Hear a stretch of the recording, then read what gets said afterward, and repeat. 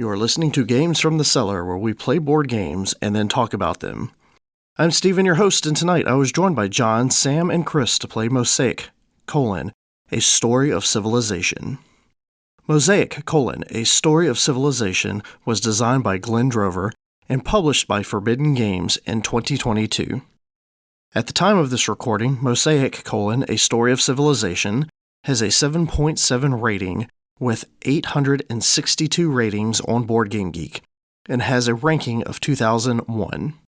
It is a 1 to 6 player medium weight game that should play in about, quote, 90 to 120 minutes, unquote. So thank you for joining us in the Cellar as we go in depth with Mosaic, A Story of Civilization. Chris, you kickstarted this one, right? I did. What was it originally that drew you to Mosaic?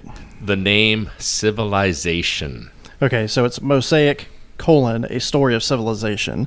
And the civilization in the colon part of the title is what made you pull the trigger on this one? It most definitely did. I enjoy all of the games that have civilization in them. Sid Meier's, all of those. It's a big draw for me. So we played this last, maybe 3 weeks ago? A month. About a month ago, so 4 weeks ago. And we all kind of looked it up on BoardGameGeek just to kind of like check it out. And the designer on this one is Glenn Drover, who actually did the Civilization games. So it comes from a pretty good pedigree. Did you know that going into this, or was it just the word civilization and the colon part of the title that got you? So I saw it on Facebook that there was a Civilization game coming out. I did go to Kickstarter, looked at it, and then I did a little research and figured out that, yes, this was somebody that actually worked with the Civilization games and said, hey, this looks like something that I would like. Okay. So we have, like I said, we have played this one time before. Samuel, what stood out about this game from the last time we played, and what do you hope to accomplish in this game? The thing that stood out to me was the parts that they abstracted away. Okay. A lot of the military is abstracted heavily in this.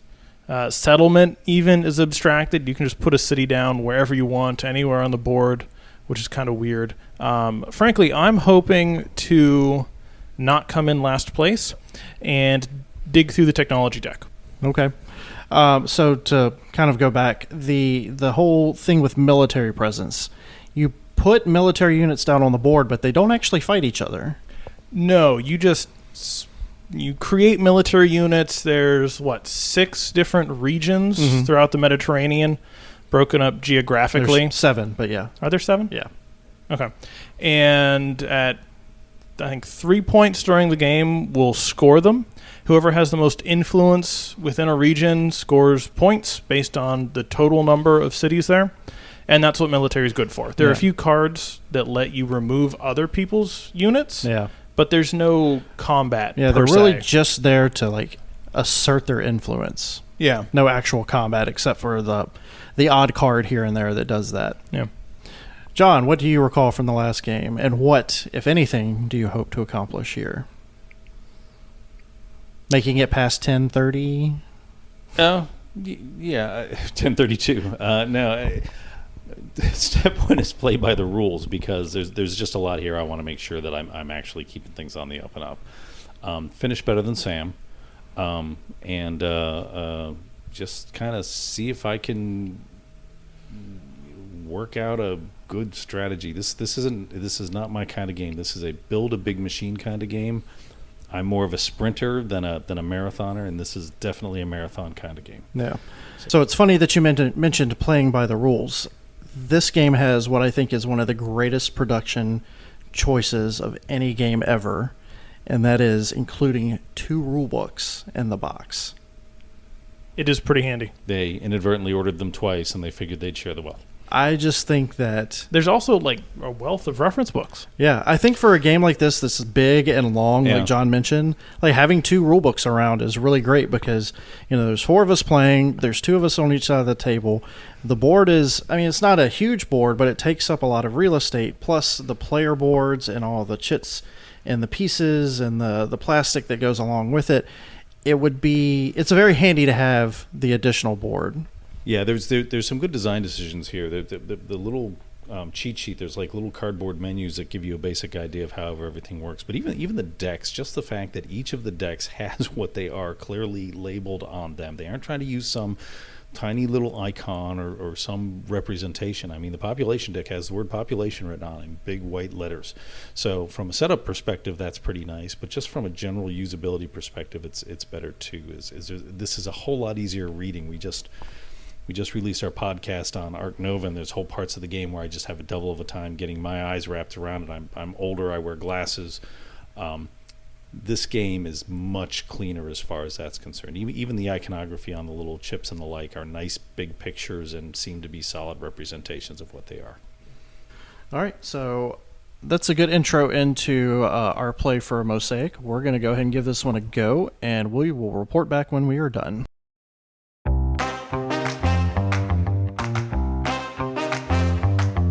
All right, so Mosaic, wow, it's been completed. Another 3-hour game. It's now Wednesday. It is. Is it now Wednesday? It's almost Tuesday. It's almost Tuesday. Wow, that's how brain dead I am right now. Yeah, that took a lot out of everybody. I think we all had our Mosaic moment. We just didn't know what was going on. It's like I couldn't think, and you were not doing math. Oh yeah, no, the numbers. Yeah, stopped making sense to me. You start getting towards 10 o'clock at night after a full day of work, especially if you do brain work, and then you dig into a game like this where there's just 100 things to keep track of. Yeah. And at some point, your brain is just going to stop, and you're going to get the little hourglass on the front of your eyes, and you're going to wait until everything catches back up again. And it's a big game just by the very nature of the subject matter. Yeah.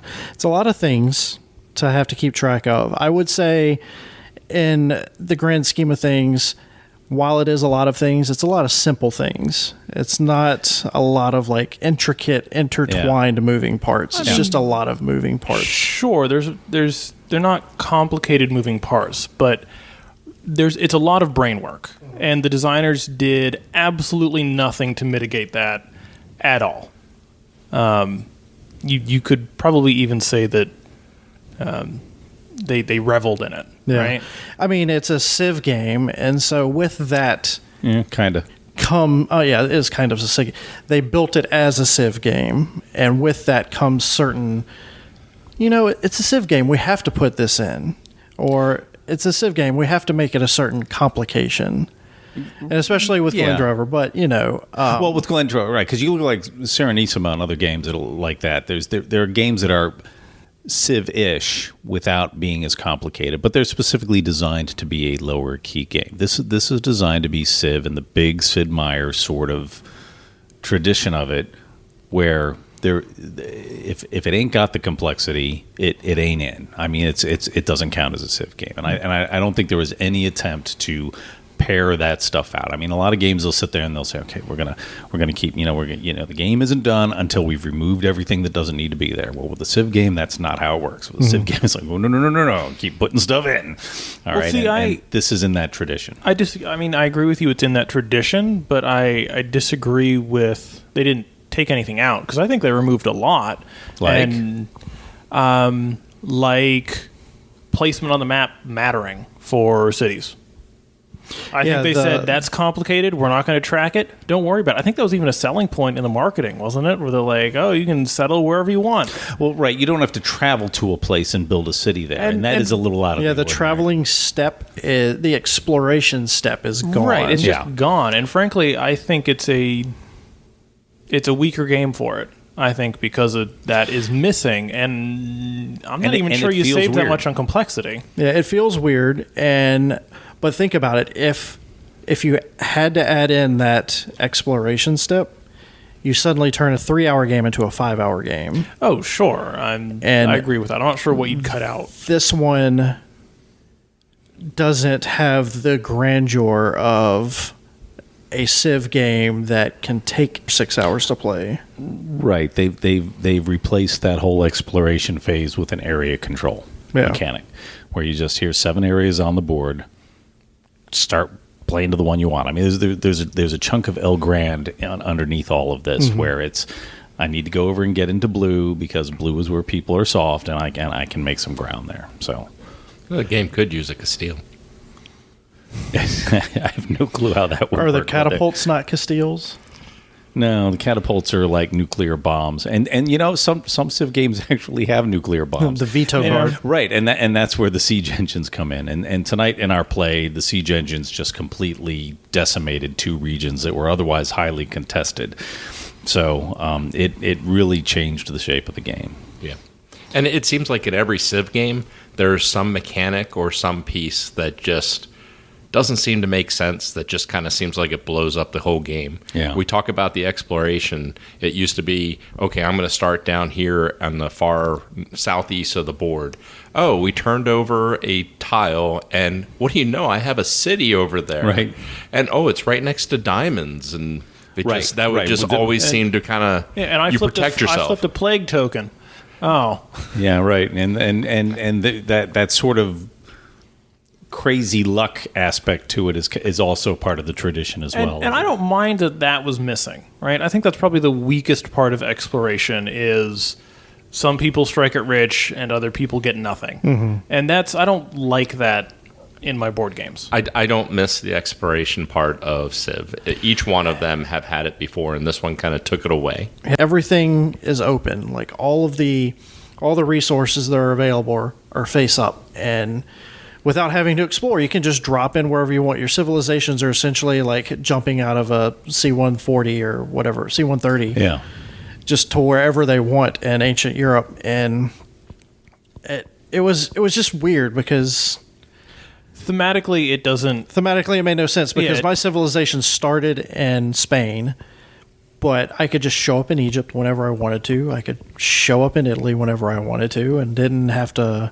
Yeah. It was just weird. There's no investment. That part of it's a little weird. Once your cities are on the board, they don't require anything. They don't produce anything. They just sit there. Yeah, it was a little bit of a disconnect with that part of it. Yeah. So I also I'm sitting there playing, and part of it is counting symbols, like every technology that you get, any special city that you build. They all have one of 9 different civilization technology symbols. They call them technological pillars, I think. I think they were the pillars of society is what they're called. Pillars of whatever. So they're pillars. But there's a whole different mismatch. Frankly, I think the disconnect here was for me. The symbols were primarily on the technology cards. Mm-hmm. And as a result, you had this massive stack of technology cards where I don't know how many there actually were, but there were a lot. Mm-hmm. And frankly, the effects of the technology card didn't feel connected to the technology, right? I wasn't going, oh boy, I hope I develop the wheel or sailing so I can do this. It was, I hope a random technology shows up with this symbol that I need. Yeah, you're hunting for symbols. You're hunting for symbols. I don't care what the technology's on. It doesn't matter to me, right? I don't care what the card is. Yeah, it's not really it doesn't have that tech tree feel that you really want out of a civilization. Exactly. There was no technology tree. But how many games really do that well? Wings for the Baron. Well, okay. So there's one. So we've solved that. I mean, in all the previous civilization games, all the other civilization games, they do. They all have a big tech tree. It's so part of the, so part if of the you appeal. learn sailing now, you can travel across the water tiles instead of just across the land tiles and that sort of thing. And you can, it does with movements of your ships as well, how fast they can go. Steven develops ironworking, and no other civilization can develop ironworking now. I built siege engines, and nobody else gets siege engines. And that was broken. And maybe we're playing it wrong. I mean, we've only played it twice now. We actually had population at the beginning of this game. We weren't struggling for that. We missed a single rule this time. I don't think we missed something with the technology cards. But maybe it is that way, that now that the siege engines are out on the table, can everybody play a siege engine? I had 2 in my box. And from a historic perspective, and I realize this means absolutely nothing when you're talking about gaming, but the minute a civilization gets a hold of something that works better than everything else, everybody else steals it. I mean, it's the whole nature of it. So Wings for the Baron. Yeah, you want to go back to Wings for the Baron again. The first thing you do is you play an espionage card. You steal stuff. So Wings for the Baron, for those of you who haven't played it yet, put it on your short list if you can find a copy. But in a game like this where somebody can sit there and capture a card, be it ironworking or you had a card which essentially said, everybody needs to get out of my part of the country. Yeah. And we were just Not get out, you just can't come in. He built a wall. Right. You just said no, so nobody can come in. You had siege engine cards, Sam, that just essentially say, hey, I get to show up and nuke a region, and with 2 military guys, suddenly I can run the show. And that's fine if everybody's got a shot at that. If it costs you 50 gold to put one of those out there, then more power to you. You spent your 50 and you got it. All of us realize we've got to do the same thing. We got to pay the 50 in order to get out there and compete. And you end up with an arms race, which is not only more organic and kind of makes sense to us culturally, but also makes the game more interesting because suddenly that's something that you struggle to go after. But even in the other games with military, if you're the first one to develop it, yes, you can buy it. But if other people buy it, then you make something from it. But to be, hey, I'm the only one that can have a siege engine, did kind of feel like it broke a little bit of the game. Exclusivity, Yeah, right? And you end up totally with changed things. You end up with a card that is incredibly powerful and is not shareable. And So just 2 points about that. So the Siege Engine card, there's only one in the deck. And I know that there are designers that think that makes it balanced. You have a 180 card deck and you've got one broke-ass card that's available. Not everyone's going to get to it. It's not going to come up every game.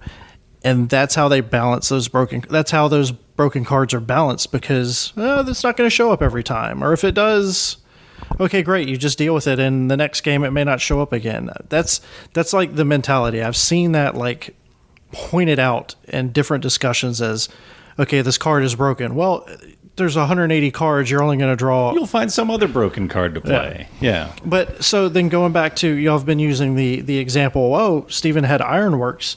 I don't even know what Ironworks did. It gave me, like, all I can remember about it is it gave me a warfare symbol. Your army couldn't be taken off the field. Your army No, that was armor. That was Oh, armor. That was armor. So I do know. I do remember armor. At that point, I I was was a different clue what card. Ironworks. Yeah, So, I yeah. should have bought armor, but There were so many cards that the only thing they did for you was give you a symbol, and they might move up your production track a little bit. Yeah. And it just felt very anticlimactic to purchase those cards. And again, like you said, like you're looking at the technology row, and primarily what you're looking at is the symbols. Like, what symbol does it give me? Yeah. I need food. But Like, I the need a reason food why zone. we were looking at that, because one, there is an achievement you can get when you get all 9 of the symbols, and then there is also the golden age, where if you're the Right. first one to get 6 in any of the it's 9 points symbols. from here and points from there, you and get points from points somewhere from it. else. Yeah, Sure, And then some of the special projects are you get points for every symbol you have. So, I've got the special project walls that I get a point for every military tag that I have. So I'm going to pull every military tag I can find because Yeah, they're and points that's at what the I end of was the game doing. for me. Right, but that's not interesting. Yeah. Right? For a civilization game, I feel like technology should be impactful. Right? It should be, I finally got this technology. Now I get to do something cool. Yeah, it should be like, I have Ironworks. Now my infantry have better swords and they get a better attack. Right. And frankly, the project cards where, I spend my action this turn on getting a project card that gives me points at the end of the game they're just not interesting. I mean, I did it. I beat Chris because I grabbed a bunch of project cards and technology cards that gave me points. But that was all they did. I wasn't like, oh boy, I built up to this. What a shining moment. Congratulations, you built sewers. It was, I'm going to grab this card because it gives me points. And frankly, the reason I won is because I got siege engines. And I got siege engines because you bought a technology card on your turn, and on my turn, siege engines came out. Yeah. And so I grabbed it. I don't think it was on the table for a turn. Yeah, I No, mean, it wasn't. you flipped it over to refill the one that I had taken, and You never set it immediately- down. You immediately put it in your play Yeah, I area. mean, I would have been dumb to And- put it down. And to add on top of that, you didn't even need the resource that is required to purchase that card because everything is fungible to cash.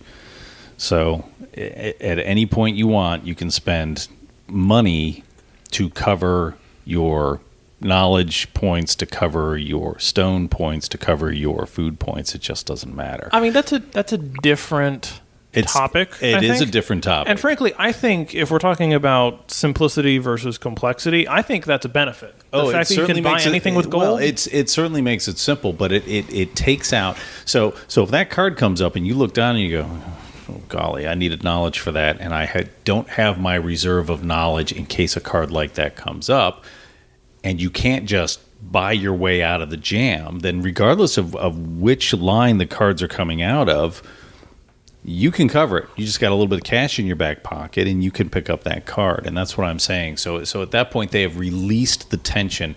You know, you're building this game where there is stone, and there is food, and there is taxation, and there is 6 or 7 different things that you can do. And they've given this pressure relief valve in the form of, or you could just spend cash. So as long as there's enough cash in the game, and that was me at the beginning of the game. I didn't need stone. I didn't produce any resources this game. I think I produced resources. I think I produced stone once, and I think I produced people. I bought food stuff, or I paid for food. I don't get it. But everything was coming out of cash because I had a high tariff number, and I would just go over and steal whatever money was owed. I was putting a lot of cities out. I put a bunch of the port cities. Other people put cities, and that feeds into the tax and the tariff fund. And so the money was always there. So to some extent, I think you don't need that balanced play that a lot of Civ-like games. You need to be moving yourself up on 3 or 4 different tracks in order to stay in the mix. And in this game, it's like, hey, if I got cash is king. I can do whatever I want. I can buy anything except siege engines. Can't buy those, but I can buy from any of the different categories. So I think the way they balance the cash is king is with the civil unrest, which is negative points at the end of the game. Yeah. I mean, you may be losing 2 points at the end of the game, but you're also gaining like 60 money sometimes. It's a very easy equation to look at that and say I'm going to pick up 10 and lose 2. And frankly, there's plenty of ways to mitigate the unrest factor, right? That's not a problem. But I do like how the resource game came together. I actually enjoyed that part of the game. I did enjoy the fact that, I didn't have to worry about, this city is producing this food. It was just, how much is my civilization producing? Yeah.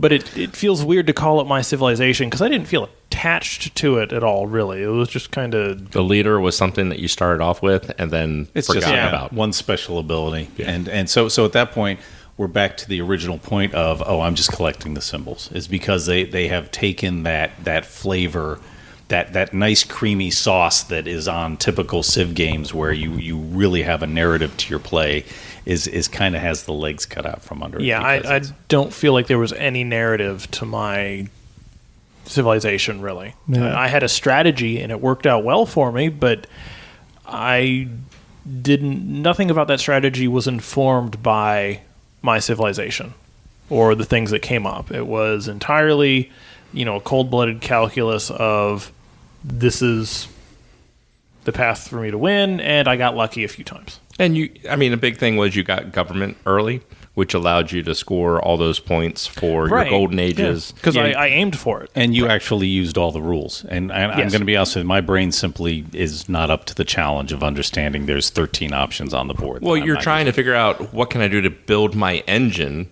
Yeah. And then there's also these things on the side that says if your engine is here, you get these points. So either you focus on trying to get those points or you're focusing on... So there's a few different styles of engine builders, right? There's the engine builders where as you build your engine, you get better at building your engine and you kind of snowball exponentially. And then there are engine builders where you just have to make it over the cliff and then you can start scoring points. Or others... like Glory to Rome, where you find the broken combination, where you find the 1 or 2 pieces that just work together and allow you to crush. But isn't Glory to Rome all designed about being broken? Right. Part of the magic of it is you finding that combination. Right. And you can argue it's a Civ game, too, that plays in 40 minutes. Yeah, but it's who can find the best broken combo the quickest. Right. Yeah. And here's and that's the charm of Glory to Rome. Right. Yeah. And here's a game where there's a couple of broken pieces, and everything else is kind of nice and balanced. But they're hidden in the deck, so it's okay. Anyway, or they just overlooked it. Yeah, and that may be a possibility as well. Or frankly, we may have overlooked a rule. I don't think we have, but yeah. The siege engines were nice, but so you pull that card out of the deck. Yeah, you could just... you just house rule it. That card comes out. Then nobody or could you could do it engines, that once a siege engine comes out, then everybody can build a siege engine. Oh my God, could you imagine that board, though? Like, if the 4 of us over how many regions were there? 8 regions? There's 7 regions, and there's 4 7 of us, regions. and each So, of us yeah. could be doing that in 2 regions. That would be awful. But then it would just mean military would have much greater value. I have a siege engine. And also Chris not has a just siege cities, engine. but towns. Towns, it did not And negate isn't that towns. a little weird that it doesn't negate towns, it only negates cities? Well, you're How not much gonna- more do you want, dude? I'm just saying. I say my problem with it is it turned off all of the cities. I think if it was targeted, you get to choose one opponent Or to even turn off. adjacent. Like you said, it cities. did Or- say opponent. It did say So- opponent, so No, that could be the debated. example in the rule book. So had the it example disabling the cities of 2 other Anyway, players. so it And should. it can't be adjacent because you don't track the position of military units. Yeah, units don't have position. Yeah, they're You just could in a make region. a rule for siege Yeah. engines that says adjacent, and that would be done. Sure. And that would be the end of it. And so that's a bigger question. It doesn't particularly apply to this game, but back before the internet existed, if you had a question on the rules or you didn't like the way a rule worked, you just changed the game. You just said, okay, this card's out, or we're going to play that this card does this or whatever. And I'm just wondering if that's the kind of thing where, I mean, most modern gamers are like, no, I'm going to contact the developer of the game. It's 3:00 in the morning on the East Coast, but I'm calling him anyway.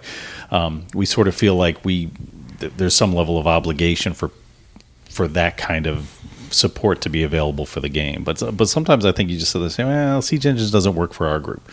So we set that aside, and you let other, or you change the rule, something to nerf it a little bit so that it's a little bit more Yeah, reasonable. either choose one opponent or Or as you said, adjacency, or the that card one, just that's a thing that goes on the board on the board in a hex, and then everything that's adjacent to that hex is Yep. turned off. Or it gets sorted into the bottom third of that deck so that if you do get it, you only get it for a short period of time and you only get to bring it out.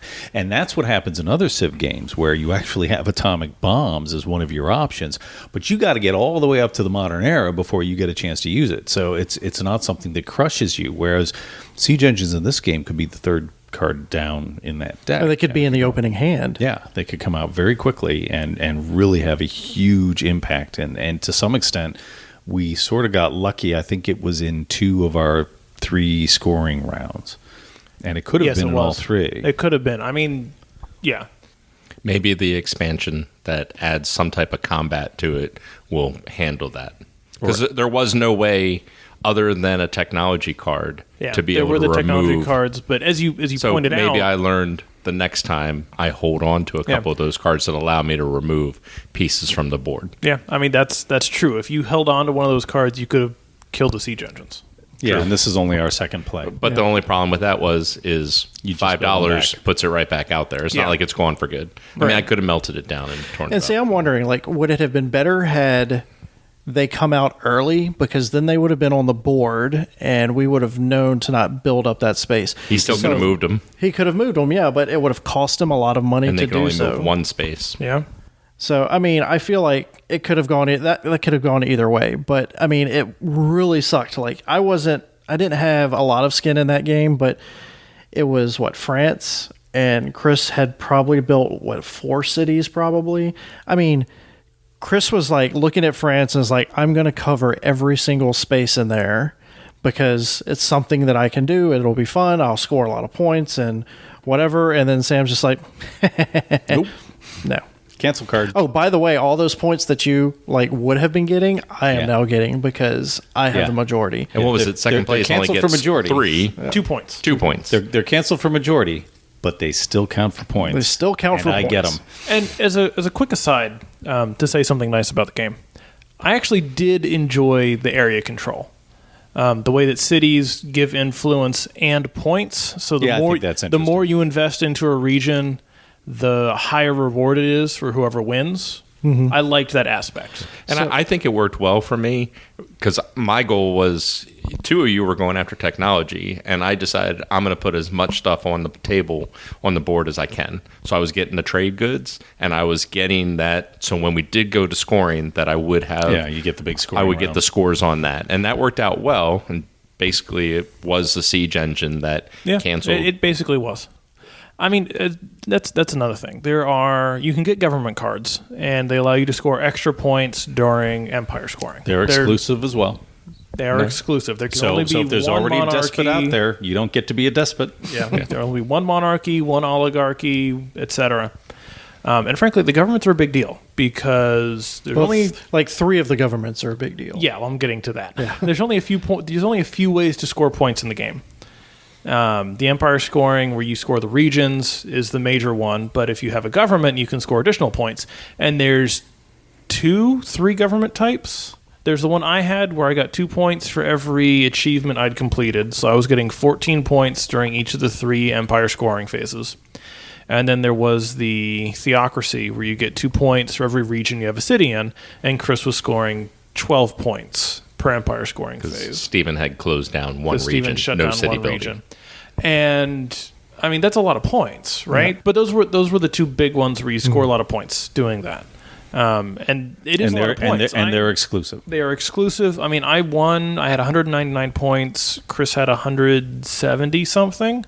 But I'm pointing out, I think we both had I had a government for each scoring phase. I had a government for 2 scoring phases. And that's a lot of points to leave on the table. Yeah. Contention for a common resource. He who gets there first. It's fundamentally it's a race, and I don't think that's an issue. If it's get there first, and you get your nugget, you get your 6 points. Yeah. I mean, I'm not saying that it's poorly designed or that it didn't work. I'm saying thematically it is shallow. And frankly, as far as races go, it was difficult to invest in it. Right? Mm-hmm. I mean, there were whole periods of time where it was just, I don't need any of those symbols that are available. Yeah. And if I purchase a card from the track, it's going to give it to Samuel because he's going to flip it over. It's just, it gets refreshed after my turn and somebody else gets it. Yeah, that's sort of the nature of any game. That's where you're turning up a card. You could argue Gin Rummy has the exact same problem. It's curious. So you have to decide: is the Civ game the thing that's going on the map where you're trying to build cities and build towns and that sort of thing, which in this game is somewhat neutralized because cities don't produce something in particular. It's not like you need to build cities in order to get your food. Give you control over region. Or is a Civ game about, I'm the first. I've got the most culture points. I've got the most technology points. I'm whatever. Because the pieces you're talking about are fundamentally that. It's, hey, I'm the first guy that got the most. I've got the music and I've got the dance and those points. So and that's a big part of Civ. You guys are sitting there saying, well, that feels tacked on. I'm like, well, boy, I don't know. Maybe that's the middle. And the stuff going on the map sort of feels like it's not the natural part of the game to me. I feel like, let me propose something, because you have this nice board. It's styled like mosaics spread out on a big field, and you have the nice 3D models, and it feels like when you look at the game, you go, oh, look at this map, look at the hexes, look at the cool cities. This is the important part of the game. And then you have the cards and the token collecting, right, where you're trying to collect the symbols, and you just have a pile of cards. And so who has how many symbols of what, and I don't know. I don't know what Stephen has. I don't know what you have. Right, and are you racing with somebody else? And you stole one away from me, and the reason you got it is because you go right before me, and technically you had one extra turn to get it. Right, and that's fine, and that's all part of the game. And that's a question of mechanics. I'm saying component-wise, right, so I feel like the game wants you to focus on the map. Well, so take all your little pieces, get yourself a couple of those little Scrabble holders, and set those little cards up so that they're in a string along the side, so that it is painfully obvious to you that they are sitting there and what they do. So actually, I think a different proposal, and this bothers me with this game, where it talks about them being the pillars of civilization, and we talked about this the first time we played it, where you have your income track, and then on the right side of the board you have the circles where you store the trade goods. And I looked at it and I was like, oh, look at the pillars of civilization. We're going to build the pillars up. That's a cool thing, and they hardly matter at all. I got like 3 of them, whatever. Why don't they just have like the cube trackers where you have 9 different pillars and you move the cube up as you get each symbol on the cards, and that's how you track it. And then when you build a complete pillar of civilization, you get the card if you got there first. And other Civ games do that, where you've got a little tracker where you're tracking your culture. I feel like that would move that towards a more center stage. Well, especially if all the cubes are on the same board, that would actually be sort of an interesting way to view it, because you could see whether you're ahead or behind. Right, and then it could actually feel like you're building that pillar. That would actually put some tension into it, because then it's like, okay, well, I see that I've got like 4 of the book symbols, and 4 is, close to 6. So, in a couple of turns, I could like weasel my way into it.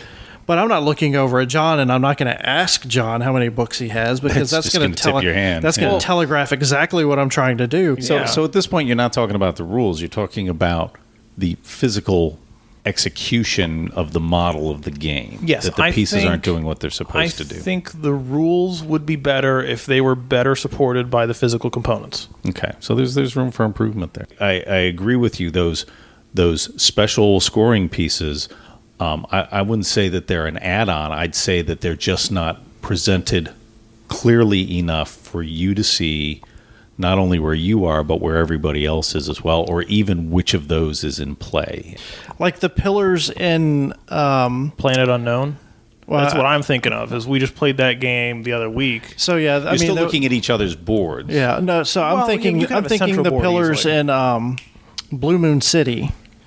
So you're building those 4 columns, but everyone's got their pieces on it. If you go back 15 years, that's a good point. Yeah, I mean, something like, those are pillars, and it's a city builder. So kind of makes it's in the same kind of vein. You're right. I think if you have frankly, I think when we play this again, the game would be much improved just by grabbing a piece of paper and some markers and putting together like a pillar's track, and everybody puts a cube on each pillar, and you move it up as you go. And I think that would make the game feel more coherent and also be easier to play, because I'm not sitting here counting 5 and 6. Did 9 different symbols 8 times. I'm just looking, and it would be a good reminder, because I'm going to be.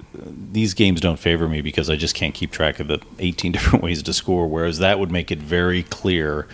And you're right. You could even have kind of a general case for a lot of them, where it's the number of culture points, the number of agriculture, or whatever. You could have a general form, and then you put the card on that you're fighting for, and then you just mark off 1, 2, 3, 4, 5. You can do it with different colors. You can move a block, whatever. Yeah. That's sort of that'd be an interesting sideboard. That'd be a neat project to try and improve. And that kind of let me segue into the bit in the rules where it said, if you meet the requirements for a civilization achievement, right? One of each symbol, a certain amount of income, or the Golden Ages where you have 6 of a certain symbol. The rules for that is, if you meet the requirements on your turn, you may claim it. And you can claim more than one. Which means that if you meet the requirements and you're not thinking about it and you don't realize, you don't get it. So part of the game is now remembering that. And if I notice that John meets the requirements, well, I don't want to tell him, because you can steal it away. I can steal it away. And once I claim it, he goes, oh, I had that. I'm like, well, sucks to suck, John. Yeah. Well, it is one of those things, but no offense, but they were sitting right underneath your nose. It's us out here in the hinterlands.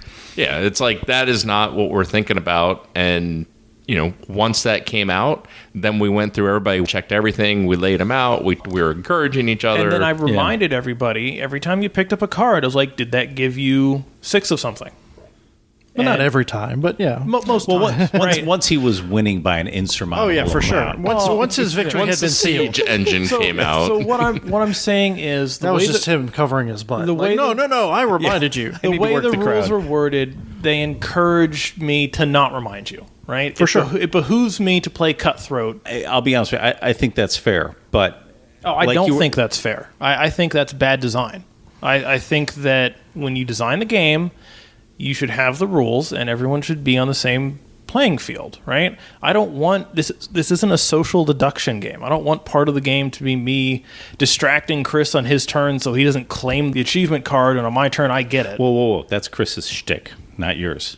But it also reminds me of Munchkin. It's like, it's not cheating unless somebody calls you out and you get caught on. But that's Munchkin. That's it's specifically spelled out that you can cheat in that game as long as you don't get caught. You get caught. I think if there was a better mechanical way to manage this, at that point it doesn't become as big an issue. If somebody overlooks it when they're actually moving their little chips up and there's a marker that says you get this card. Yeah. That at that point it's not. And maybe if we've played it like 20 times and we're very familiar with, hey, I know if I get all 9 of these symbols, then I get an achievement. And I think that's part of my challenge is I don't uptake games as well. If I've played a game 6 or 8 times, okay, now I actually understand the rules well enough that I don't have to relearn them each week. Whereas you, Sam, you pick up real quick, first plays, you've got a distinct advantage over me, and frankly, I think both of these other two old guys in the room as well. Just because you're much sharper picking up that kind of stuff. And we're reviewing this game after playing it twice, so there's a part of me that thinks, this just isn't my kind of game. And I joked, next week we play Formula D, because it only has about 8 rules, and they all come at the same time at the same place, and it's pretty easy to keep track of all of them. So that's just my personal beef with the game, is there's just a lot of complexity here, and after a full day of work, I just don't think I handle it as well as you 3 do. I liked all the complexity. That's what I like about Civ games. It's that race. It's that feeling like I can do this, I can get there, I've got the strategy to get me to that next spot where I win. Mm-hmm. And that's what I really liked. And I did enjoy this game, even though there was a struggle. There was the frustration of something that felt not part of the game. It seemed like it took away the siege engine, but now, you know what? I can adapt for that. I can adapt for that for the next game. Yeah, I mean, I enjoyed the complexity as well. I do enjoy complex games, and I pick them up quickly. My issue, we touched on this earlier, was in some ways it feels like it's not complex enough. Like there's not, like with just a little more meat on its bones, it would do better. Just because for a lot of the game, you don't have a ton of options to interact with what's available, right? If I really want to push for military stuff, well, I hope there's a technology card that's out there, because if there's not, I'm pretty powerless to do anything about that. Yeah, right. I think there's a lot of cards out on the board. Yeah, I think having that track to track all of your pillars, I think would add an extra layer of interaction that, technically is there, but without that visualization, it's not like in your face. Yeah, I agree. I mean, to be honest, I struggled to keep track of how many of each symbol I had. Yeah, I mean, and how am I going to keep track of how many you have? And the thing with, like, you're talking about Formula D, like, there's only one path forward in Formula D. There's no shortcuts. There's no kind of game. And that's great. It's like straightforward. It's who can get there the quickest. There aren't 17 ways to score points. Yeah. You can try and make shortcuts. Just doesn't always work. It just doesn't always work. Well, and you've got brakes and you got engine points and you got it. So there is some complexity. But you might find yourself in the stands eating ice cream, watching everybody else. Right. There is some complexity in that game. It's just not. There's 32 different ways to score points. There's a lot of ways to score points in this game. And I did awful when we were scoring points. Before final scoring, I was awful. But I knew that I had this big pile of cards in front of me where I was scoring points for every food I had, for every military I had, for every whatever I had. And I'm like, okay, so I can redeem myself a little bit at the end. So there's just a lot of ways to score points. It's just that I can only really wrap my head around 2 or 3 of them instead of all of them. And we played this game twice, and each time it was won differently. So I like the fact that we've played games before that if they feel broken, it's like if somebody does this or somebody gets this card, the game is over. There's no way to beat that person, or that's the path to victory. This one, there's so many different options and things that you can pass, that you can go down, and the way the board changes can change that. But it adds to that complexity and the dynamic of the game. And it's not past us to maybe change a rule or pull out a card in order to make the game more interesting for our group in particular. Yeah, I mean, if I know we're going to play this again, I'm probably going to try to put together a pillar tracker board. Yeah, because I really think that just that one minor change. I mean, it's not a huge change, and whatever, and it could be something they throw in an expansion, like just an extra piece of cardboard, like for almost nothing. Yeah. And I really think that could like really add some tension to the I think it could play. really elevate it. Yeah. Yeah, that is an interesting point that I had not considered until you mentioned it. Yeah. I think that elevates the mechanics where you can track it and you're not thinking about... It gives it some physicality. Physicality, I think that's strong. I think it also helps thematically, right? Where you can look at it and say, okay, these are what makes a civilization. Here's where my civilization is in regards to that pillar. Who published this? Oh, I don't know. Well, whoever you are, our royalty checks can be mailed to you. Sorry. Yeah, because apparently 13 pounds of components were not enough. There's one more that needs to happen. Just thematically, I feel like that ties it together, Yeah. right? It helps me Yeah. look at it and go, okay, my culture has mastered the pillar of, government or urbanization. Yeah. Good for me.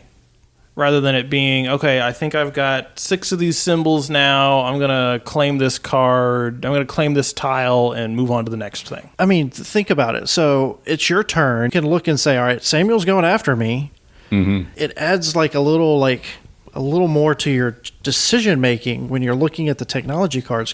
Well, And- it's information display. Fundamentally, it is data visualization as to where everybody stands, so that you can see what's going on and what your position is in the middle. And it frees up a lot of your brain power from just keeping track Yeah. of that basic. Removes that cognitive overload. You're right. Yeah. So just to kind of circle back around, another thing that I and we talked about this, but I just wanted to reiterate it.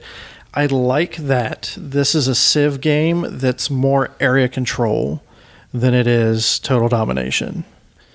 Civilization or Risk or something like that, where it's like, okay, we can share spaces and in a way that we score points, but it's not about me also having to try to muscle you out of a space. That's a good point, especially for this kind of multiplayer game. Yeah. It's not a win more kind of game, right? It's you built up in this area and I'm going to come in and I'm going to invest more than you, so I score the points. But next scoring round, you can invest more. Yeah, I mean, you can seesaw. You can keep investing. Yeah. And now you're going to score more points because of the cities that I built here. And those cities aren't gone now. I've still got them. I can try and win it back. Unless there's just Unless there's a siege engine. yeah. But frankly, with the siege engines, Chris, you could have put military units there. But I mean, frankly, that just kind of brings it back to the siege engine makes that weird. Yeah. I think the idea behind the siege engines is that they allow you to conquer a region with only military units, right? Because you ignore the cities. What ended up happening was I went, well, I've already got a bunch of cities here, so it's mine. And it's sort of, if the person that was in last place had picked up the siege engines, you could sit there and say, "Oh, that's his way to get back into the game." But Right, it's that would have been cool. It's just this monster leverage arm that, depending on who gets a hold of it, and it's oftentimes it's a matter of whose turn happens to be up when it comes up, and since you can cash out anything, they're almost assuredly able to grab it. I mean, I'll tell you what, next time we play this game, if that siege engine card comes up, I don't care what position you're in. If you're the next player, you're like, yeah, that's mine. And frankly, nothing else. I'm making sure nobody else gets it. Frankly, I think that's the crux of my issue with the system, right? Because most of the cards you only care about because they're symbols. They give you a minor bonus, or they let you put a few extra There's troops a few down. military cards that really. But like with the siege engines, drastically change the game for one player. They don't have to invest towards it. They don't have to work hard for it. They're the ones whose turn is next when it comes up. Okay, so we've beaten that horse. Yeah. Yeah, Yeah. well, it was a big horse. So on the whole, okay, so call the question. On the whole, what do we think of the game? Big picture and small picture. Like how, as a civilization game? No, just In particular? Okay. I mean, So that's the on a claim, scale right? of 1 to 10. All right. You've played the game twice. You got a pretty good idea how everything's working. All right. What's the score and why? Well, there are two aspects to the game that I think work really well and are interesting in the way that they kind of come together. And as I mentioned, I really think that the area control versus the total domination aspect of this particular Civ game works really well, and I think it's very interesting. I also liked how your population interacted with your production to give you your value of like what your civilization actually produced. I liked that mechanism and pulling those levers and kind of making it work in ways that, now that we were playing correctly with the correct amount of population, like it really opened the game up for us. And, just the way that you develop your resources, I really thought that was an interesting take on how to do that. So those two mechanisms together, I think, make it a really good game. The two dead horses that we've been beating, I think if we make that pillars board and add that to kind of like make that a little more, have stakes, I think that'll be a good part for the game. And then the Siege engines kind of soured it. In the end, I'm going to play this again.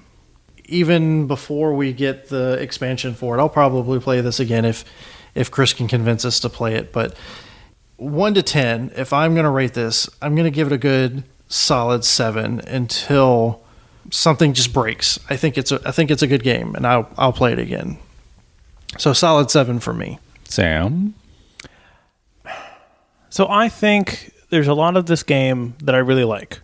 I really like the area control. I like the different types of income. I like the way the wonders work, and they tie into the area control well. I'm really interested to see with the expansion that's coming out sometime next year. It's supposed to add more to the warfare and to the different civilizations, make it a little more asymmetrical and stuff like that. I'm really interested to see that. I really want to try it with that pillars board. I think that would really elevate things. And I would look forward to playing this again. Maybe without the Siege Engines card, because if I get it again, I would have to watch my back on my way home. I would give this at least a 7. At least. Chris? So as we talked about at the beginning of the night, I love civilization games, and Mosaic doesn't do anything to disappoint me. There were some frustrations, but I've had that in other games. I look forward to playing this again. I think about, okay, do we want to try it with 5 or 6, or is 4 that magic number? I want to play this again, but it's not something... I don't think I want to pull it out next week. My brain needs some time off for it. So, with that being said, it's a Civ game. I love Civ games. I like this game. I like the way it looks. I like this huge box as it comes out on the table. It's dominant. It does have a presence. Yeah. It does definitely have a presence. So, I love Civ games. This game is at least a 7. I'm going to be honest with you. This game is dancing on the edge of greatness. And I like that phrase. Yeah, that's good. I like that. And you know, this Can we is, change the name of our podcast? this is not my kind of game. But that said, I mean, you rate based on how much you appreciate how the things work, whether it's your particular kind of game or not. But I got to boil. There's one word that just kind of keeps coming up, and I'm not sure if I've said it yet, but is the exclusivity of some capabilities in the game. Mm-hmm. You take the despot or you take the oligarchy, nobody else can have it. You take the siege engine, nobody else can have it. And I think that's a real shortcoming in the way the game plays out. And if that stuff was more freely available, if any government was available to anybody, they simply had to select it. If any military unit was available to anybody, you just had to pay for it. I think suddenly the game gets much, much more interesting. There's sort of a Cold War escalation. Nobody else is taking siege engines. I'm not going to spend the money to do it. And that there's that kind of, unwritten alliance sort of thing that goes on with your competitors suddenly comes into the play. And as it stands right now, the game doesn't do that. You have to get there first and you have to take it. And usually I'm a big fan of, hey, something's scarce. But given the thematics of this game, it's okay for there to be 2 oligarchies in the Mediterranean in ancient times. So at that point, I think it gets pulled down to a 7 for me because of these just minor tweaks that these I think near could misses. Exactly. I think the game could have been much better, and frankly, still could be with some house ruling and Sam's idea of get that information out and give it a presence on the table so that people can see where everybody else is going for those other pieces. Yeah. I agree with you. I mean, you have the wonders where it makes sense. You have the Great Pyramids. There's only one Great Pyramids. Yeah. But why can there only be one oligarchy? Frankly, part of it, for me, for the government, why aren't those technology cards? Because they need to always be available. Right. I'm just putting out thematically. Oh, yeah, they make no sense why aren't they technology cards? I'll be honest with you. I think they just, and I don't know if this came up in playtesting, but I think they just sort of blew it on that one. It's like, oh, all the other cards, all the other pieces that are shaped like that, they're exclusive. So we'll make these exclusive too. And it's like, no. You should have made those cards and people could select whatever they want. And they put their little chip on the oligarchy or on whatever government type they want. So, Yeah, So but I mean- and that's what I think has held this game back. I think, Civ in under 3 hours, that's like a grail kind of thing. I mean, people talk about that you can play it on a Monday night and it's no big deal. But there's just a couple of things like that I think they could, if you could just lift those restrictions off, I think the game would suddenly come alive much more. Yeah, and that kind of ties into there's only a few cards in the technology cards that feel like they give you an upgrade. And the governments feel like they could tie into that. It just wants like a little tiny tech tree off to the side. Yeah. I don't know. Yeah, most of the tech cards are, just gain a resource and gain some production. Yeah. And then symbols. Yeah. It just feels like it wants a little tiny tech tree. So, on the edge of greatness, that's Mosaic. I think that's what we'll end with. So, keep that in your minds, keep that in your hearts. And John, Sam, Chris, and I thank you for joining us in conversation about Mosaic, a story of civilization. You can join us in conversation by visiting our website, cellargames.com, where you can find links to our social media and Discord server. We also have a blog and a guild on Board Game Geek. We look forward to hearing from you. So, dancing with greatness. Dancing on the edge of greatness? Dancing with greatness. Dancing on the ceiling of greatness.